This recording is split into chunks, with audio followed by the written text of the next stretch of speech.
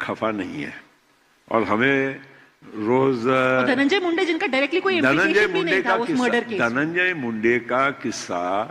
ये हमारी भी तो एक पब्लिक लाइफ में एक पॉलिटिकल पार्टी को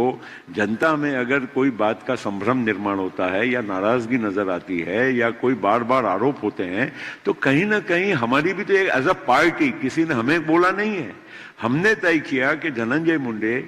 और हमने उनको कहा कि आप थोड़े दिन के लिए बाजू में हो जाइए क्योंकि आपने कहा क्योंकि आपका नेतृत्व तो उनको बैक कर रहा था कि उनका कोई डायरेक्ट नहीं देखिए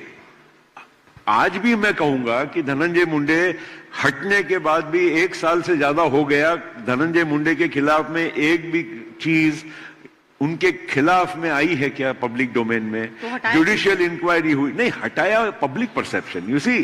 हम पॉलिटिकल पार्टी है, थोड़ी सेंसिटिविटी तो रखना पड़ेगा। कोई घटना घटी, उस घटना के वजह से अगर लोगों में संभ्रम निर्माण होता है, हमारे खुद के हिसाब से भी public you have to be you know appearing before people as a honest politician, as a honest party. अगर वो बात को हम अगर नजरअंदाज करेंगे तो कल नुकसान हमारा भी तो होगा ना। तो ये हमने, और ठीक है ना, जिस दिन धनंजय मुंडे का नाम क्लियर होगा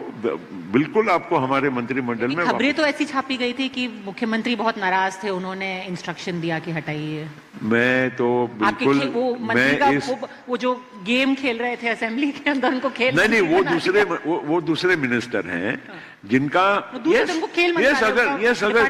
बिल्कुल ठीक है ना, उनका तो हमने इस्तीफा लिया। इस्तीफा इसलिए लिया कि उनकी जो कोर्ट का जो एक फैसला आया उनके खिलाफ में आया, हमने एक दिन भी उसमें हमने इंतजार नहीं किया।